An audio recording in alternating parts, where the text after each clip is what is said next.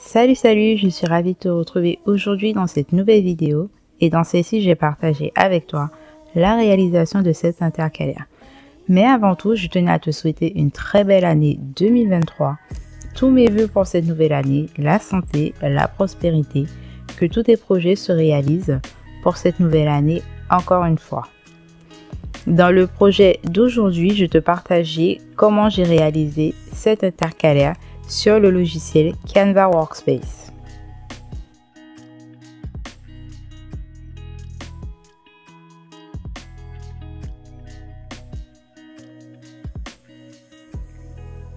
Donc pour ce faire, j'aurai besoin de deux formes de base qui se trouvent déjà dans le logiciel, donc un rectangle et un rectangle à bord arrondi.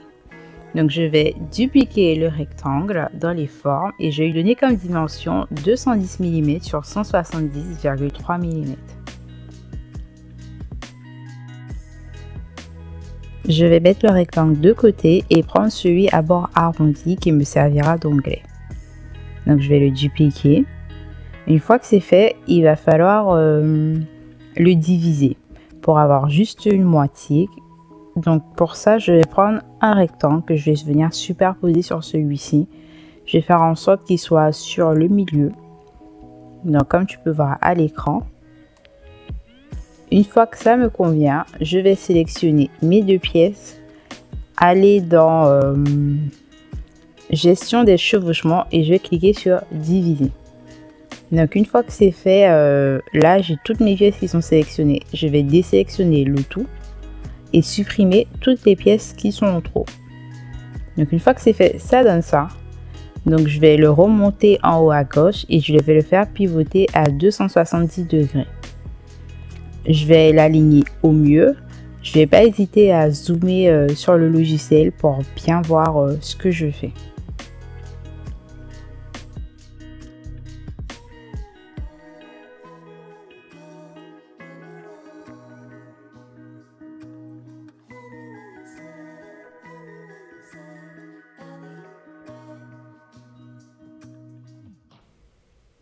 Donc une fois que j'ai bien vérifié que tout correspond, tout est bien aligné, je vais faire en sorte de chevaucher un peu les deux pièces.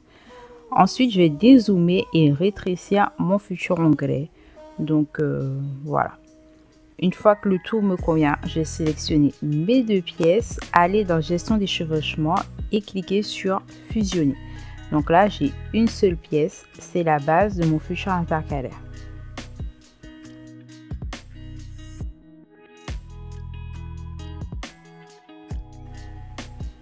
Maintenant, je vais pouvoir mettre ma pièce de côté, prendre un rectangle, le dupliquer encore une fois et modifier ses dimensions. Donc, il aura pour dimension 80 mm sur 150 mm.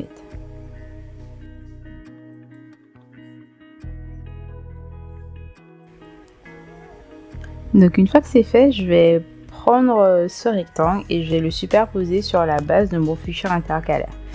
Sur la droite, comme tu peux voir à l'écran, je vais essayer de laisser 1 cm. Ensuite, je vais sélectionner les deux pièces et aller dans aligner les objets et je vais cliquer sur milieu. Ensuite, en haut à gauche, sur l'onglet, pour le coup, je vais cliquer sur les nœuds et je vais décaler les deux nœuds puisque j'ai un nœud superposé l'un sur l'autre.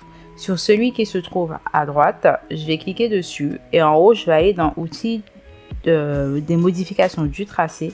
Et j'ai cliqué sur plus et sur cette horizontale, j'aurai un point qui va s'ajouter pile au milieu. Et je vais faire pareil sur le bas.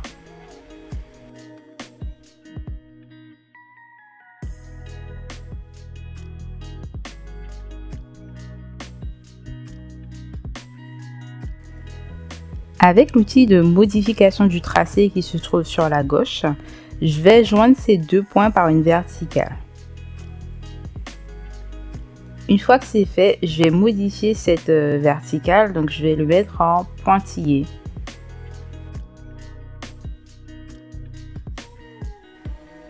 Donc une fois que c'est fait, je vais aller dans les couches et je vais sélectionner les deux pièces. Donc je vais prendre la base de mon intercalaire et le rectangle que j'ai superpositionné sur celui-ci.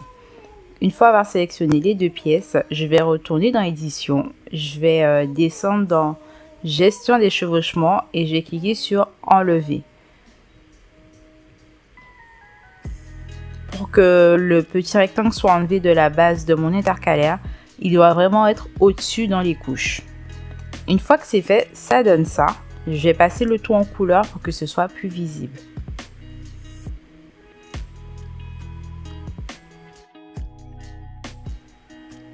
Pour avoir des finitions beaucoup plus propres, je vais rajouter une valeur de couture à l'intérieur de mon rectangle, comme ici à l'écran. Et pour ça, je vais prendre l'outil tracer par point et je vais tracer un rectangle à l'intérieur de celui-ci. Mais pour ça, je vais faire un U comme tu peux voir ici. Et je vais refaire la même chose sur le bas. Je sais pas si c'est clair, mais je pense que c'est beaucoup plus parlant à l'écran. Donc j'ai fait mon premier U en haut et je vais le reproduire en bas. Donc je vais toujours prendre l'outil tracé par point. Tu peux très bien faire un copier-coller, mais moi j'ai préféré faire comme ça. Une fois que c'est fait, je vais joindre les points qui sont l'un en face de l'autre par une verticale et ça va me donner mon rectangle du milieu. Ensuite, je vais sélectionner toutes mes pièces. J'avais verrouillé ici à l'écran ma forme de base. Je vais déverrouiller, resélectionner toutes mes pièces et les grouper. Comme ça, je vais pouvoir les bouger sans souci une fois que je vais lancer sur la machine de découpe pour pouvoir placer le tout. Là, je vais ajouter une valeur de couture autour de ma pièce principale. Et pour ça, je vais aller dans décalage.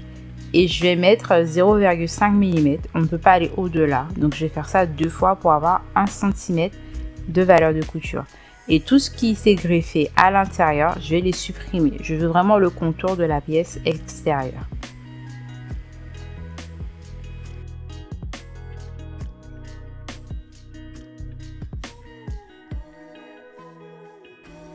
Donc notre patron il est presque terminé.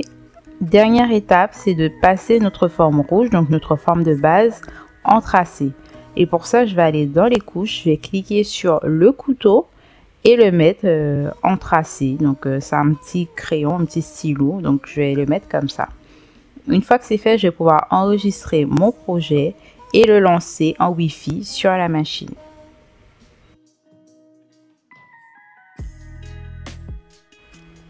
Pour réaliser ce projet, j'ai eu besoin de 2 carrés de 26 cm de côté et de thermocollants aux mêmes dimensions. Donc j'ai pris un tissu en wax et un tissu uni. Là, je vais commencer par préparer mon tissu en wax. Donc je vais le thermocoller sur l'envers et je vais faire la même chose avec le tissu uni. Donc maintenant que mes 2 pièces sont thermocollées, je vais pouvoir préparer le tapis de la Scan & Cut. Donc pour ça, je vais utiliser du ruban de masquage puisque mon tapis ne colle plus très bien. Mais tu peux utiliser de la colle repositionnable que tu vas bomber le derrière de ta pièce. Donc ça va aider à maintenir ta pièce correctement sur le tapis. Mais le ruban de masquage fonctionne très bien. Donc moi j'utilise ça.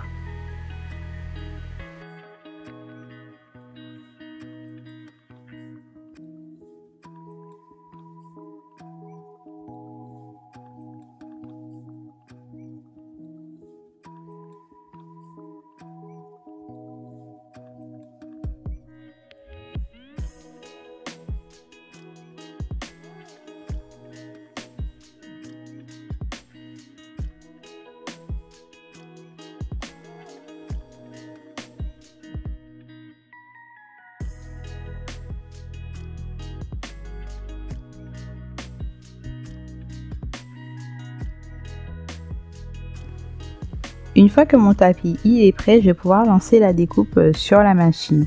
Donc je vais insérer mon tapis, je vais le scanner pour avoir l'emplacement exact de ma pièce de tissu. Je vais positionner mon patron correctement sur celui-ci et je vais lancer découpe. Donc j'ai perdu la partie où je faisais pour la doublure. Donc pour ça, je vais faire la même chose. Donc ce sera l'envers de la doublure qui sera sur le tapis. Je vais mettre du ruban de masquage tout autour. Ensuite, je vais sur la machine, je vais cliquer sur mon patron, pardon. Je vais aller dans édition d'objets et je vais cliquer sur miroir.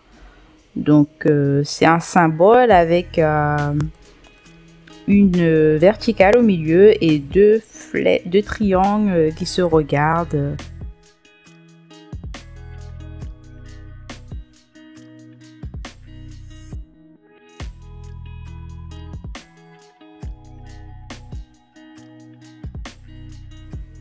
Donc en mettant la pièce en mode miroir sur le tissu doublure, c'est le même principe qu'on coupe à plat. Donc on retourne notre pièce de patron pour pouvoir les mettre endroit contre endroit. Donc c'est exactement la même chose.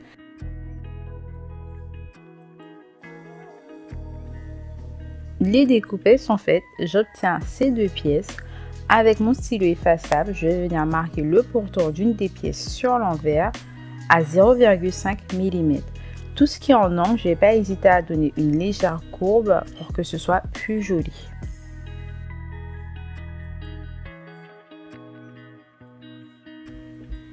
Avant d'assembler mes pièces endroit contre endroit, je vais enlever le surplus de ruban de masquage que j'avais sur celle-ci. Une fois que c'est enlevé, je vais pouvoir épingler mes pièces tout autour. Je ne vais pas laisser d'ouverture puisque j'ai déjà une ouverture sur ma pièce. Et cette ouverture me permettra de retourner celle-ci sans souci.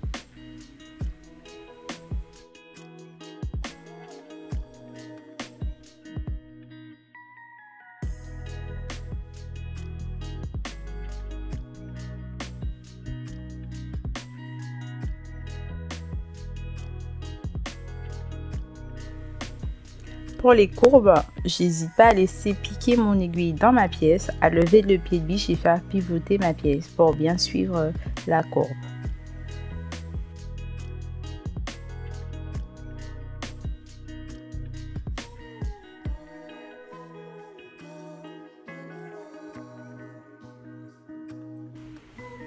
Donc la couture est faite, je vais retourner ma pièce par l'ouverture comme je te l'ai dit tout à l'heure, tout en faisant très attention parce que même si la pièce elle est thermocollée, elle reste quand même fragile. Donc comme tu peux voir, je vais la retourner délicatement, bien cranter les arrondis, tout ce qui est angle et tout pour avoir une pièce propre sur l'endroit. Donc avec de jolies courbes. Voilà, je vais m'aider du fer à repasser aussi pour bien mettre le tout en place, bien aplatir les coutures, bien ouvrir la pièce pour que ce soit nickel avant de coudre sur les largeurs. Donc sur les deux extrémités, les plus petits côtés, je vais faire une couture à 2-3 mm du bord. Donc une fois que c'est fait, ça donne ça. Donc là au milieu de ma pièce où tu vois les épingles, j'avais les petites languettes pour avoir un travail plus propre. Je vais les faire rentrer à l'intérieur et je vais utiliser encore une fois le fer à repasser pour bien aplatir le tout. Une fois que ce sera nickel, je vais prendre un rectangle de toile cirée qui fait 9,5 cm sur 7,5 cm.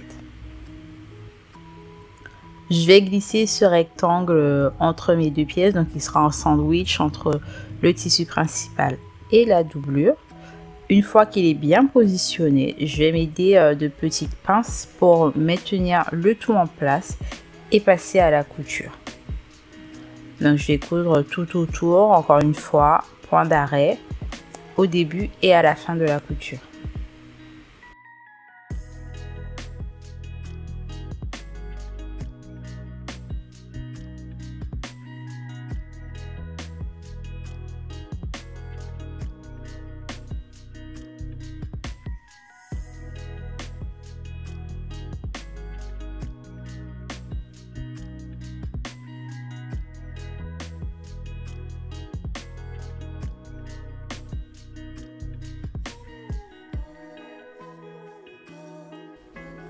Donc là, je vais venir plier ma pièce comme tu peux voir à l'écran, mettre des épingles et passer à la couture. Donc je vais coudre sur le côté gauche, le bas et le côté droit. Donc ça fera un U et il faudra laisser l'ouverture en haut comme ici à l'écran.